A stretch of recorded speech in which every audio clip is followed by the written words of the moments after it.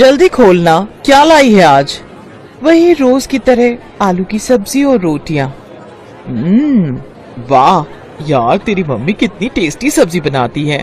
ला तू अपना टिफिन मुझे दे दे। रुक, तो ये रोज रोज मेरी आलू की सादी सब्जी और रोटी क्यों खाती है? क्यों खाती हूँ का क्या मतलब? मुझे टेस्टी लगती है। ले, तू मेरा टिफिन खा ले। अच्छा, क्या लाई है आज तू? मुझे नहीं पता, खुद खोल के देख ले। अरे वाह, पनीर के पराठे। आना, दोनों मिलके खाते हैं। तू खा यार, मैंने तो परसों ही खाए थे। मैं तो तेरा ही टिफिन खाऊंगी। ये कहानी है इन्हीं दो सहेलियों की, गरिमा और अंकिता। गरिमा गरीब घर से थी और उसके पिता मजदूरी किया करते थे, जबकि अंकिता एक अमीर सेठ की बेटी थी जो कि एक फैक्ट्री के मालिक थे। अंकिता जानबूझकर रोज गरिमा के टिफिन से ही खाना खाती थी और उसे अपना टिफिन दे देती थी ताकि गरिमा भी अच्छा खाना खा सके। फिर एक दिन, अंकिता सुन, कल मैं कॉलेज नहीं आऊंगी। हैं? पर क्यों? तेरे बिना मेरा दिल कैसे लगेगा यार? वो मुझे पापा के साथ एक रिश्तेदार के यहाँ जाना है, जरूरी है। अच्छा, कोई लड़के वड़के का चक्कर तो नहीं है? हट पगली, ऐसा कुछ भी नहीं है। वो पापा के चाचा है ना, वो बहुत बीमार है, तो पापा के साथ बस उन्हें ही देखने जाना है। अच्छा, परसों तक तो आ जाएगी ना? हाँ, मैं कल शाम को ही लौट आऊंगी, तो चिंता मत कर। अच्छा तो चल फिर एक काम करते हैं, मैं शाम को तेरे घर आती हूँ, साथ में गोलगप्पे खाने चलेंगे, क्या बोलती है? डन, बट टाइम से आ जाना, हर बार लेट करती है तू। अंकिता को पैसों की कोई कमी नहीं थी, लेकिन इस बात का उसे जरा भी घमंड नहीं था और अंकिता की यही बात गरिमा को सबसे अच्छी लगती थी। पढ़ाई में अंकिता ठीक ठाक थी, जबकि गरिमा पढ़ाई में बहुत होशियार थी। इसीलिए परीक्षाओं के दिनों में गरिमा अंकिता की पढ़ाई में बहुत मदद करती थी। फिर उसी शाम, गरिमा, ओ गरिमा, बाहर आना। अरे अंकिता, कैसी हो बेटी? नमस्ते अंकल, मैं ठीक हूँ, आप कैसे हैं? नमस्ते, मैं ठीक हूँ बेटी। अच्छा, वो आपके चाचा जी कैसे हैं अब? बस बेटी, अंतिम सांसें गिन रहे हैं, उम्र भी तो हो गई है ना। जी अंकल, वो गरिमा। ले, आ गई मैं। पापा, मैं जरा थोड़ी देर में आती हूँ। ठीक है, पर ज्यादा देर मत करना। अंकिता गरिमा को अपनी कार में बिठाकर बाजार ले गई और दोनों ने जी भरकर गोलगप्पे खाए। फिर दोनों काफी देर तक बातें करती रहीं, जिस वजह से गरिमा को घर लौटने में देर हो गई। और फिर, गरिमा, तुम मेरी बात क्यों नहीं सुनती? पापा प्लीज, अब फिर से वही बातें मत शुरू करना आप। क्यों ना करूं?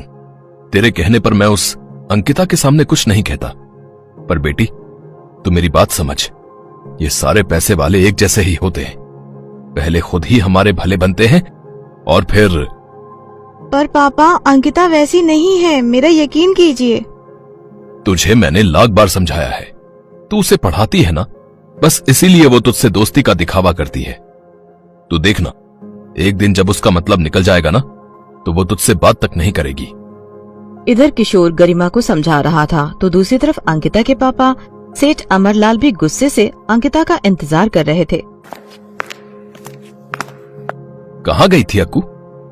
वो मैं और गरिमा गोलगप्पे खाने गए थे पापा, बस मेन मार्केट में। अरे तो मुंशी जी को कह दिया होता, यही मंगवा लेते तुम्हारे लिए गोलगप्पे। पापा, पर गोलगप्पे खाने का मजा तो ठेले पर खड़े होकर ही आता है, और फिर कल गरिमा बाहर जा रही है तो। ओहो अंकिता, मैंने तुम्हें 1000 बार समझाया है, उस फटीचर से दूर रहो तुम, तुम्हारे स्टैंडर्ड को सूट नहीं करती वो। पापा प्लीज, वो मेरी दोस्त है, उसके बारे में तो ऐसा मत बोला कीजिए आप। बेटी, इस बात को गांठ बांध लो, अमीर और गरीब कभी दोस्त नहीं हो सकते। उसकी नजर तुम्हारे पैसों पर है, तुम उसे घुमाती फिराती, खूब खिलाती पिलाती हो, तो बस इसीलिए वो तुम्हारे साथ दोस्ती का नाटक कर रही है। देखना, एक दिन आएगा और वो कोई ना कोई बहाना बनाकर तुमसे पैसे मांगेगी। पापा, गरिमा बहुत खुददार है, ऐसी नहीं है वो। ये तो वक्त ही बताएगा बेटा कि कैसी है वो। फिलहाल तुम उससे दूर रहो, क्योंकि मैं तुमसे कह रहा हूं, अंकिता गुस्से में वहाँ से चली गई।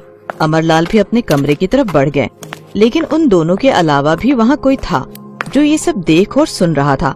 असल में अंकिता गरिमा के घर अपना पर्स भूल आई थी, जिसे वापस देने के लिए गरिमा अंकिता के घर आई थी।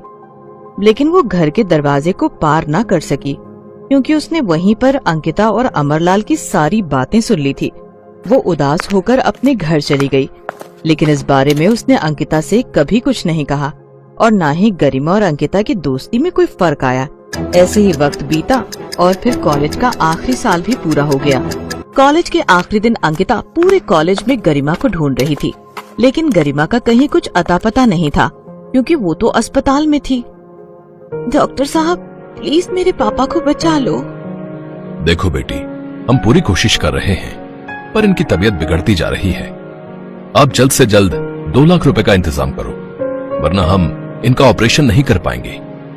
नहीं नहीं, आप ऑपरेशन शुरू कीजिए, मैं पैसों का इंतजाम करती हूँ। गरिमा अपने रिश्तेदारों और पड़ोसियों से मदद मांगती है, लेकिन सभी ने हाथ खड़े कर दिए।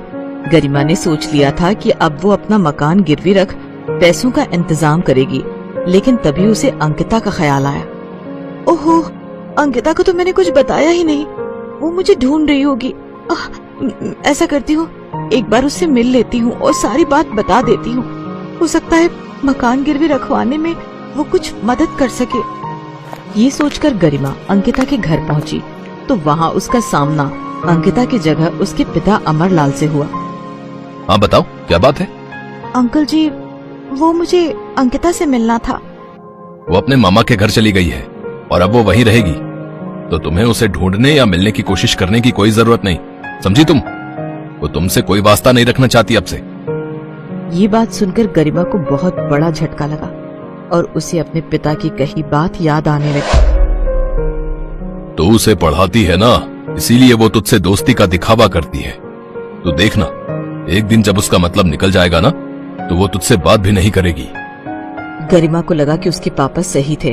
अंकिता ने उसे कभी अपना दोस्त माना ही नहीं था, इसीलिए तो वो उससे बिना कुछ कहे जब मिले ही वहाँ से चली गई। ठीक है अंकिता, तुझे लगता है कि मैं तेरी दोस्ती के लायक नहीं ना, तो अब देखना तू, मैं भी खुद को साबित करके दिखाऊंगी और उसके बाद ही तेरा चेहरा देखूंगी। गरिमा की आंखों में आग थी। उसने ठान लिया था कि अब वो कुछ बनकर ही दिखाएगी। जब उसके पापा ठीक होकर घर वापस आ गए, उसके बाद से ही उसने दिन रात एक कर दिया और पूरी लगन के साथ यूपीएससी की तैयारी में जुट गई। गरिमा ने पहले ही अटेम्प्ट में यूपीएससी क्लियर किया और कुछ ही सालों के अंदर वो एक कलेक्टर बन गई। जैन मैम। जय हिंद Manish, how are you? I am good ma'am. बताइए, आप मुझसे मिलना चाहते थे? जी हाँ जी, वो कल दौरे पर आपने मेरे टिफिन के पनीर के पराठे खाए थे। आपको वो पराठे बहुत अच्छे लगे थे ना, तो मैंने आज आपका डिनर फिक्स किया है अपने घर पर। Me and my wife will be very happy ma'am, अगर आप आते हैं तो। हाँ, क्यों नहीं, इट्स माई प्लेजर। तो आज की शाम पनीर के पराठों के नाम? ठीक है मैम, शाम को मिलते हैं। लाल बत्ती लगी गाड़ी से गरिमा एसपी मनीष के घर पहुंची। मनीष ने उसे गेट पर रिसीव किया और फिर मनीष ने गरिमा से कहा, ma'am, meet my dear wife Ankita. पूरे 5 सालों के बाद अंकिता और गरिमा एक दूसरे के सामने खड़े थे। दोनों एक दूसरे को देखकर हैरान थे। तभी गरिमा ने मनीष से कहा, sorry Manish, I have to go, मुझे कुछ जरूरी काम याद आ गया, बहुत अर्जेंट है। मनीष कुछ कह पाता उससे पहले ही गरिमा तेज कदमों से चलते हुए अपनी गाड़ी में बैठ गई। वो गुस्से से लाल थी, तो दूसरी तरफ अंकिता वहीं दरवाजे पर खड़ी खड़ी रोने लगी।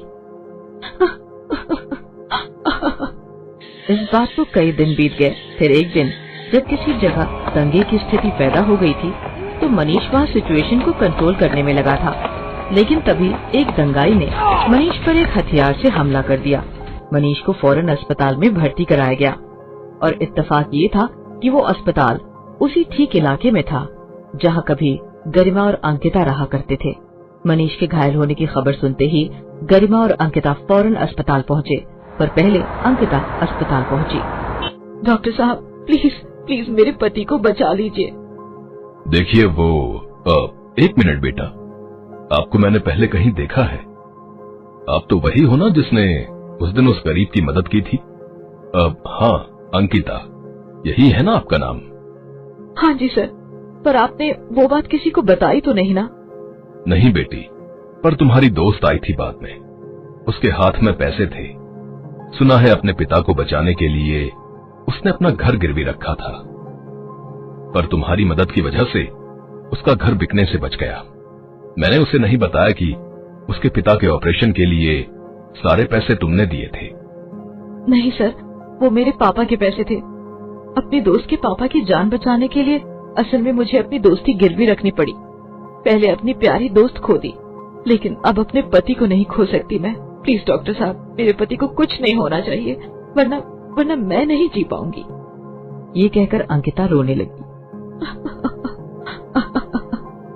लेकिन तभी उसके कंधे पर किसी ने हाथ रखा।